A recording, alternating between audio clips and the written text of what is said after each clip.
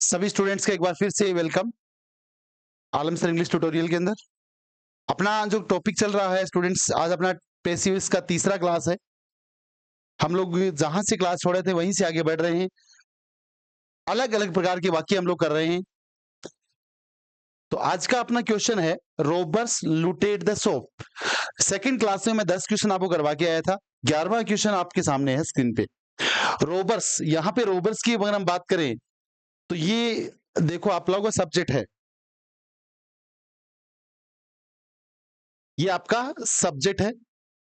Looted की अगर हम लोग बात करें तो ये इसका सेकंड फॉर्म हो जाएगा, और द शॉप की बात करें तो ये इसका ऑब्जेक्ट हो जाएगा। बहुत इजी सा सवाल है, ज्यादा आपको दिक्कत नहीं आएगा। तो यहाँ पे सबसे पहले आपको ऑब्जेक्ट लेके आना है, और सेकंड फॉर्म जो होता है पास्ट सिंपल टेंस रहता है, और पास्ट सिंपल टेंस वॉज या वर में जाएगा, आप सभी जानते हैं। तो यहाँ पे द शॉप यहाँ पे लिखना चाहिए था पहले, बाद में हेल्पिंग अप लिखना चाहिए था, वॉज लूटेड। अब देखो दुकान को लूटा गया। अब आप सोच रहे होंगे बाय द रोबर्स क्यों नहीं लिखा, क्योंकि लूटने वाले तो लुटेरे ही होते हैं। तो इस पे अंडरस्टूड बात है, लिखने की आवश्यकता नहीं होती है। जो सब्जेक्ट अंडरस्टूड होते हैं, जैसे उस डॉक्टर ने उसका ऑपरेशन किया गया, डॉक्टर ने उसका ऑपरेशन किया, तो उसका ऑपरेशन किया गया। अब ये बात अंडरस्टूड हो जाएगी कि डॉक्टर ने ही उसका ऑपरेशन किया है। तो ऐसे जो अंडरस्टूड सब्जेक्ट होते हैं, जैसे रॉबर्स ने दुकान को लूटा, डॉक्टर ने उसका ऑपरेशन किया, उनको बाई लिखने की आवश्यकता लास्ट में नहीं होगी। ठीक है, तो यहाँ पे पहला ऑप्शन तो गलत हो जाएगा क्योंकि इसने हेल्पिंग भी नहीं लगाया। दूसरा भी गलत हो जाएगा, इसने भी कोई एच भी नहीं लगाया है। द शॉप वॉज लूटेड, ये ठीक है। The shop has been looted, has been क्यों आएगा, डी नहीं आएगा, ए नहीं आएगा, बी नहीं आएगा, तो आपका आंसर सी हो जाएगा। समझ गए, आपका आंसर सी हो जाएगा। अगला सवाल देखिएगा, छोटा सा वाक्य है, इंपेरेटिव का ये सेंटेंस है स्टूडेंट्स, और इंपेरेटिव के मैं पहली क्लास में भी आपको समझाया गया था। इंपेरेटिव के जो वाक्य आएंगे उनको हम लोगों को कैसे करना है उसके बारे में आपको थोड़ा बताता हूं। लिखा हुआ है ओपन द डोर, दरवाजे को खोलिए।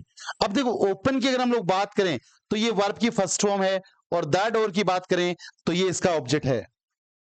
और वी फर्स्ट के बाद में ऑब्जेक्ट अगर आता है एक्टिव वॉइस के अंदर, जब इसका ये एक्टिव वॉइस में ये स्ट्रक्चर आती है, और पैसिव में जब आपको बनाना हो तो सबसे पहले आपको लगाना होगा लेट, लेट के बाद में आप लगाएंगे ऑब्जेक्ट, ऑब्जेक्ट के बाद में आपको कर देना होगा बी, और उसके बाद में लगा देनी होगी वर्ब की third form.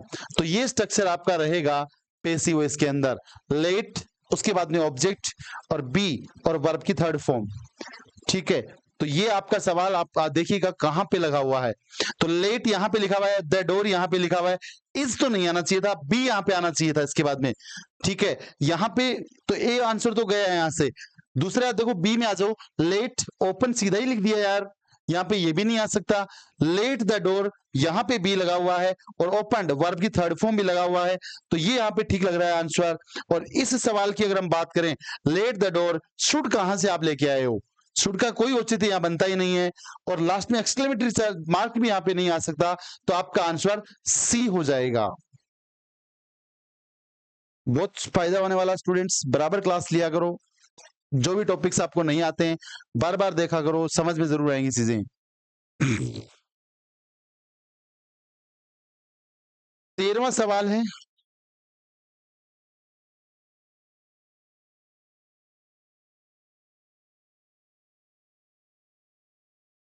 Look they have painted the door.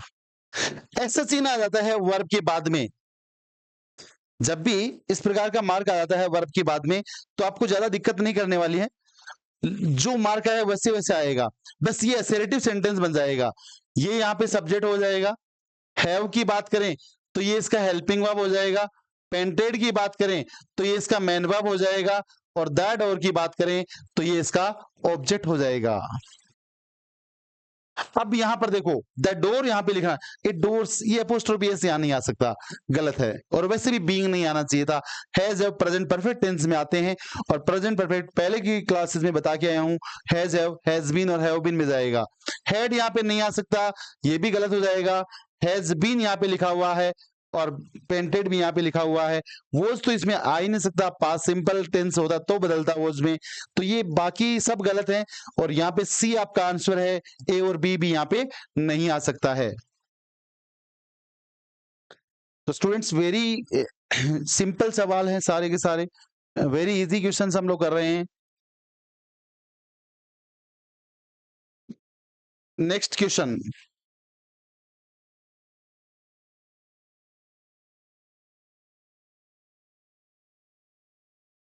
Put this on the table.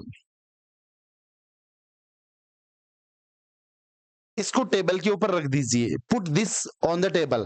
देखो यहाँ पे पुट का मतलब रखना होता है, और दिस यहाँ पे, पुट ये वर्ब की फर्स्ट फॉर्म है और दिस यहाँ पे इसका ऑब्जेक्ट है, और ये ऑन द टेबल ये कोई एडवर्बियल में आता है। अब जब इस सवाल को आप सोल्व करेंगे, तो मैं अभी थोड़ी देर पहले आपको वी फर्स्ट प्लस ऑब्जेक्ट वाले वाक्य करवा के आया था, उस वाक्य को हम लोग लेट में करते हैं। लेट के बाद में आप ऑब्जेक्ट लेके आते हैं, बी आपको लगाना होता है और वर्ब की थर्ड फॉर्म आप कर देते हैं। तो ये स्ट्रक्चर आपका आना चाहिए, लेट प्लस ऑब्जेक्ट और बी और वर्ब की थर्ड फॉर्म। तो इसका जब आंसर लेके आएंगे, let this B put on the table, someone put this table नहीं हो सकता। कैन दिस, कैन कहां से ले आए हैं, हैव कहां से लाए हैं। यहाँ पे जो स्ट्रक्चर से वाक्य बनना चाहिए वो यहाँ पे ए उपयुक्त है, let this B put on the table, और पुट का थर्ड फॉर्म पुट ही होता है, ये भी आपको पता होना चाहिए। तो यहाँ पे let this B put on the table, ये आपका आंसर आ जाएगा। अगला सवाल, ये अच्छा सवाल है स्टूडेंट्स।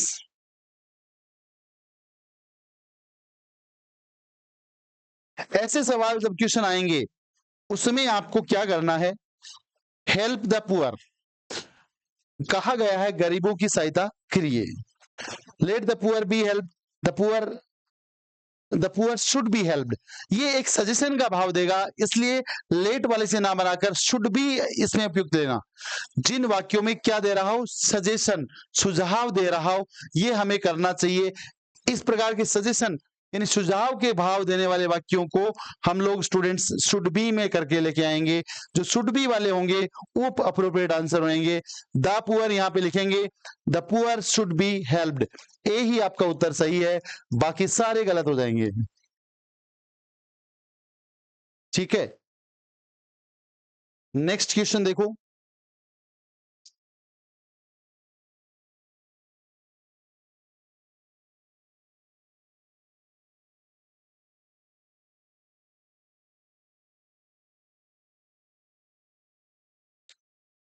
ये वाला वाक्य आपका डोंट से स्टार्ट होके आ रहा है। पहली क्लास में भी डोंट के वाक्य आए थे। ज्यादा कुछ नहीं करते हैं, लेट लगाते हैं।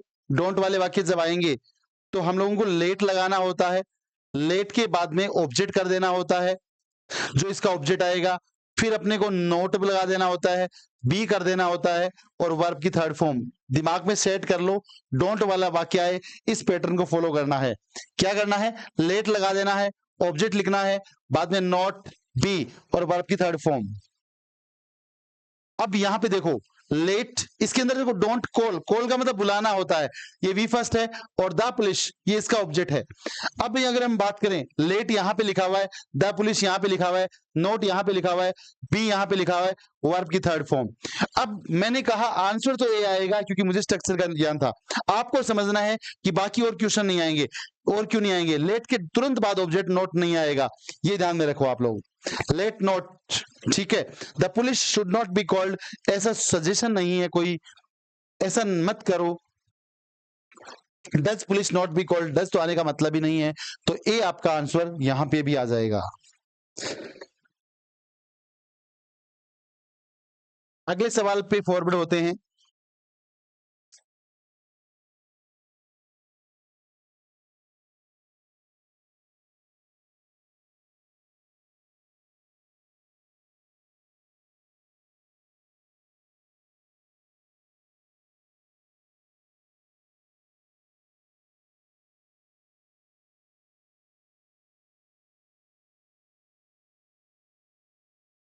नेक्स्ट सवाल देखिएगा, the authorities will reward you for your hard work, अधिकारीगण आपको रिवार्ड करेंगे, इनाम देंगे आपके कठोर कार्य के लिए, जो आप कठिन मेहनत कर रहे हैं।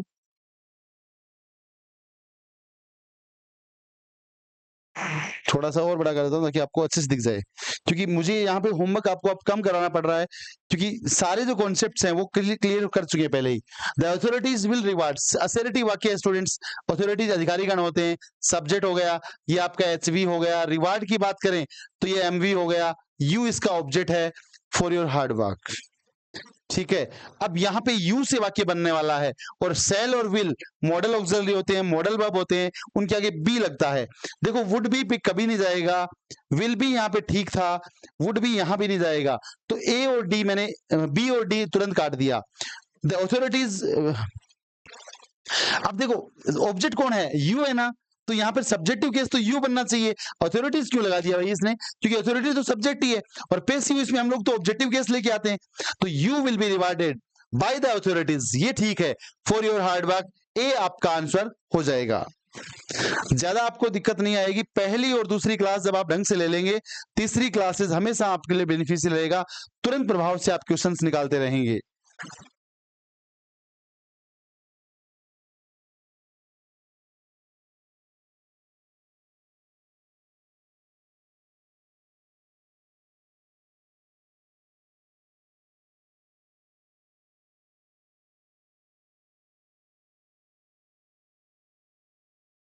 They found him lying on the road. उन्होंने उसको सड़क पे लेटे हुए पाया। यहाँ पे सब्जेक्ट यहाँ पे दे है, असर्टिव वाक्य है स्टूडेंट्स, सब्जेक्ट से शुरू हुआ है, फाउंड यहाँ पे वर्ब की सेकंड फॉर्म है, हिम यहाँ पे ऑब्जेक्ट है, और ये lying dead on the road उसके बारे में कहा गया है, तो ये इसका कॉम्प्लीमेंट है। जो ऑब्जेक्ट के बारे में जो बात कही जाए, ही दे फाउंड हिम, उन्होंने उसको पाया, क्या करते हुए, लाइंग डेड, मृत, ऑन द रोड, सड़क के ऊपर।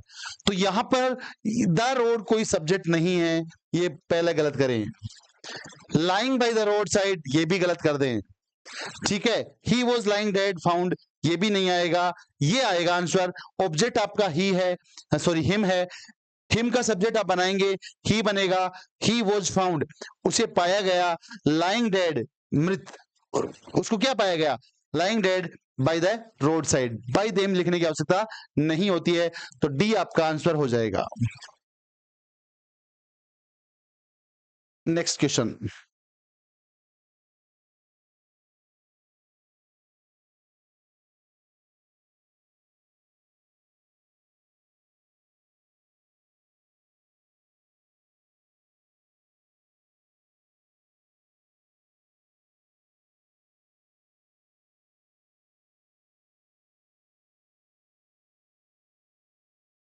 सवाल छोटे बड़े हर तरीके के सवाल हैं, बस आप आंसर पे दिमाग लगाओ। A police constable arrested the burglar. देखो बर्गलर वो व्यक्ति होता है, सेंधमार बोलते हैं इसको, मतलब घर में घुस के चोरी कर लेता है जबरदस्ती से। जस्ट बिफोर डाउन, संध्या से पहले, ठीक है ना। ए पुलिस कांस्टेबल अरेस्टेड, देखो पुलिस कांस्टेबल यहाँ पे सब्जेक्टिव केस है, अरेस्टेड यहाँ पे वर्ब की सेकंड फॉर्म है, किसको गिरफ्तार कर लिया, बर्गलर को गिरफ्तार कर लिया, ये इसका ऑब्जेक्ट है। मैंने तो यहां तक करना है अपने को। अब यहाँ पे जस्ट बिफोर द डाउन, ये तो गलत हो जाएगा ना, ये ऑब्जेक्टिव केस तो लेके आओ पहले, तो बर्गलर यहाँ पे सही है, और यहाँ पे इज कहां से आ गया, सब्जेक्ट के बाद second form, past simple tense होता है। एक पुलिस कांस्टेबल ये सब्जेक्ट था, वापस क्यों लिख दिया है, तो ये आंसर को गलत, जो अदर ऑप्शन है, जो आंसर नहीं है उनको गलत करना सीखो पहले। मैंने पहले की क्लासेस में कहा था ऑप्शन को डिलीट करना सीखो, जब आपको उनसे ऑप्शन को डिलीट करना आएगा बिल्कुल आप आंसर लेके आएंगे। The burglar was arrested bye A police constable just before down, ठीक है, ये आपका आंसर हो जाएगा।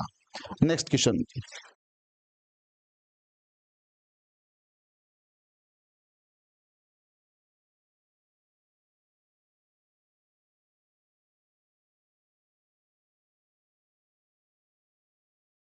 वी मस्ट लिखा हुआ सवाल, रिड्यूस, रिड्यूस का मतलब कम करना होता है विद्यार्थियों। क्या, पोल्यूशन, प्रदूषण से बात है। इन बिग सिटीज, हमें बड़े शहरों में प्रदूषण को कम करना चाहिए, बात सही भी है। तो यहां पर वी सब्जेक्ट है इसका, मस्ट मॉडल वर्ब होता है विद्यार्थियों, और मॉडल वर्ब हमेशा अपने बाद में बी लेगा। रिड्यूस कम करना ये वर्ब की फर्स्ट फॉर्म है और जनरल सी बात है मॉडल वर्ब अपने साथ में भी फर्स्ट लेता है। और क्या कम करना चाहिए, प्रदूषण की बात की जा रही है तो ये इसका ऑब्जेक्ट बन जाएगा। और कहां पे किया जाना चाहिए, बड़े शहरों के अंदर। तो यहां पर देखो जहां जहां पोल्यूशन लिखा हुआ है वो मेरा आंसर हो सकता है पोल्यूशन। अब मैंने क्या बोला था, मस्ट को तो मैं मस्ट भी करूंगा, शुड भी क्यों कर दूंगा, वुड भी क्यों कर दूंगा, विल भी क्यों कर दूंगा। तो आंसर तो देखो 1 सेकंड में आंसर आपका निकल के आ गया। अब इसकी थ्योरी है बस, मस्ट बी थर्ड फॉर्म हो जाएगा रिड्यूस्ड, हमारे द्वारा ही तो होना चाहिए ना। तो वी सब्जेक्ट था, ऑब्जेक्ट बना दिया अस, और बाई हमने लगा दिया। और बड़े शहरों की बात कर रहा है, इन बिग सिटीज। तो आपका आंसर यहाँ पे pollution must be reduced by us in big cities, ये आपका आंसर हो जाएगा। बाकी सब में वैसे ही पता लग जाएगा। असर्टिव वाक्य तो देखते ही कंपटीशन वाले बच्चों को तो 1 सेकंड लगना चाहिए कि मस्ट है, मस्ट भी में जाएगा, भाई सीधी सी बात है जहां देख लो आंसर को, बाद में बाकी जो रहा कॉन्सेप्ट लगा दो, it's easy.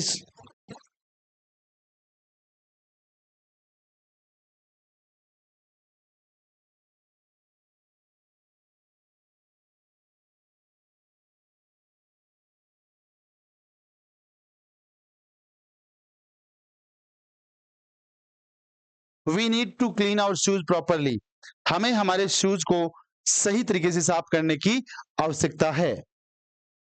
Need to clean, देखो यहां पे इसका ऑब्जेक्ट यहाँ पे ओवर शूज है, यू यहाँ पे सब्जेक्ट है, प्रॉपरली यहाँ पे एडवर्बियल है, तो योर शूज लगेगा, नीड टू बी हो जाएगा। क्योंकि टू के बाद में V1 जब आता है, टू के बाद में स्टूडेंट्स V1 जब आएगा उसको जब चेंज करेंगे तो टू बी लगाते हैं और वर्ब की थर्ड फॉर्म लगाते हैं, ये आपको ध्यान में रखना है।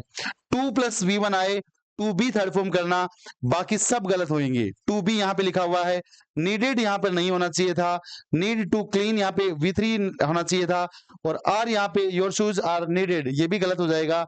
Your shoes need to be cleaned properly, बाकी सारे गलत हैं। Your shoes need to be, बस पता ही है ऑब्जेक्टिव को सब्जेक्टिव बनाया है, और मैंने कहा नीड को वापस कर देंगे नीड एक और यहाँ पे 2 + V1 है, your shoes need to be clean,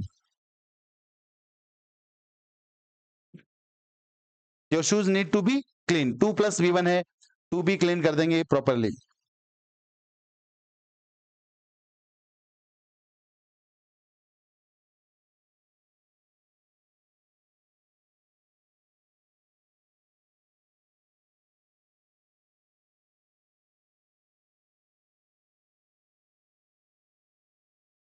question screen पे है, दोबारा से देखो।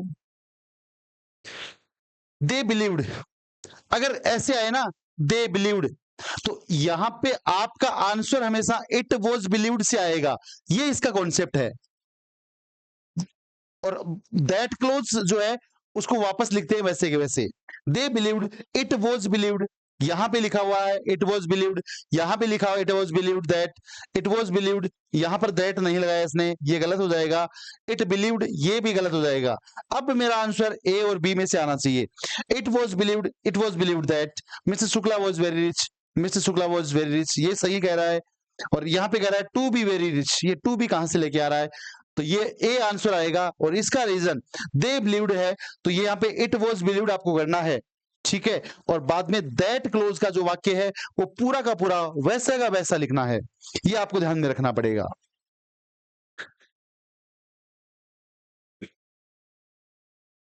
अगला सवाल है,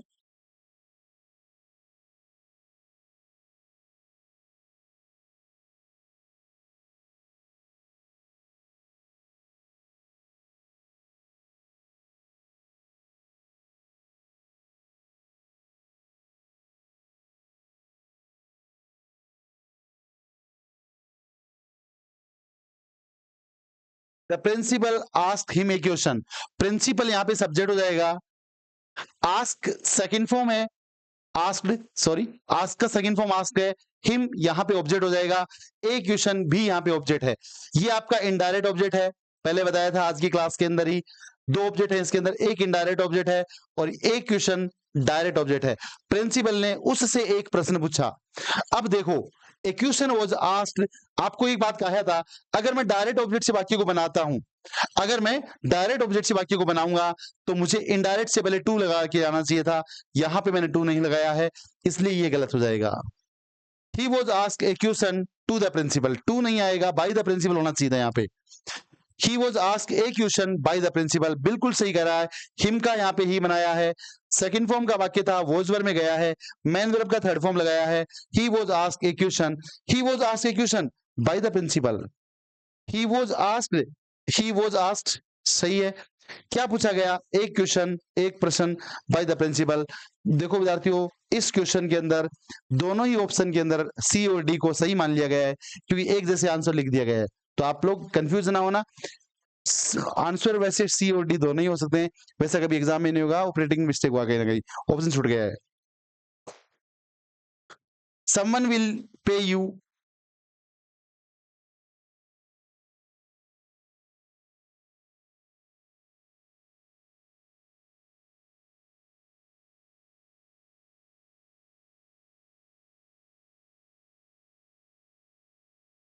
someone will pay you next month, कोई तुम्हें अगले महीने पे कर देगा। देखो सम्मन स्टार्टिंग क्लास में बताया, सम्मन और समबडी, एनीवन, एनीबॉडी आते हैं तो पीपल, ऑल, पुलिस, डॉक्टर ये आते हैं, तो इनको बाई के बाद लगाने की आवश्यकता नहीं होती है। और इसके अंदर सब्जेक्ट यहाँ पे सम्मन बन रहा है, क्योंकि ये कोई भी व्यक्ति हो सकता है, अननोन पर्सन है, तो अननोन को वापस बाई के बाद लिखने की आवश्यकता नहीं होती है। विल यहाँ पे HV है, मॉडल वर्ब होता है वैसे, और इसके आगे विल अगर आए तो उसको हम लोग विल बी में करना है। पे यहाँ पे वर्ब है, और विल बी के बाद थर्ड फॉर्म आएगा, पे का थर्ड फॉर्म यहाँ पे पेड हो जाएगा, ठीक है। तो यहाँ पे इसका ऑब्जेक्ट यहाँ पे बात करूं तो यू है, तो यू विल बी पेड होना चाहिए, वुड कहां से लेके आए हो, सम्मन सब्जेक्ट क्यों कर दिया वापस, ये गलत हो गया यहाँ पे। You will be paid next month, ठीक है, you will be paid next month, बिल्कुल ठीक है, भाई सम्मान की आवश्यकता नहीं है, गोइंग टू का तो वाकई नहीं है, तो आपका आंसर सी हो जाएगा, बाकी सारे ऑप्शन कट जाएंगे। सम्मन will pay you next month, ये सवाल था, सी आपका आंसर हो जाएगा।